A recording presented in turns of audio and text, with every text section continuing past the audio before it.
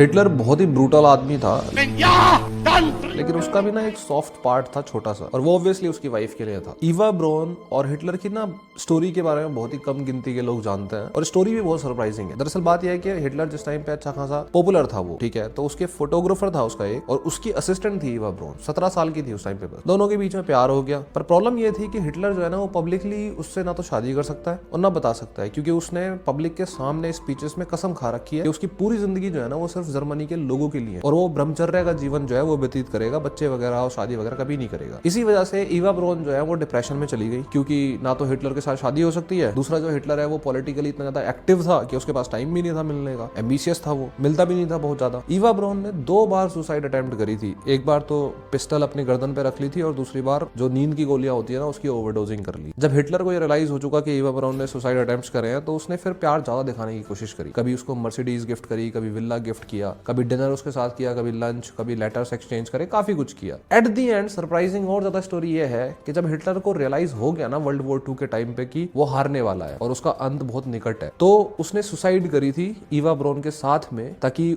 वो पकड़ा ना जाए। लेकिन उससे 40 घंटे पहले उसने ईवा ब्राउन के साथ सिविल सेरेमनी में उसने शादी करी, विटनेसेस के सामने, और शैंपेन और थोड़ा सेलिब्रेशन करा, क्योंकि उसको पता था कि उसका एंड हो चुका है। प्रोबेबली शायद हिटलर को ये रियलाइजेशन हो गई थी कि कुछ हो ना हो, लेकिन ईवा ब्राउन को उसकी पोजीशन जरूर मिलनी चाहिए जो वो डिजर्व करती है। मतलब वो उसकी गर्लफ्रेंड ना रहे एट द एंड, दुनिया उसको उसकी वाइफ की तरह याद रखे।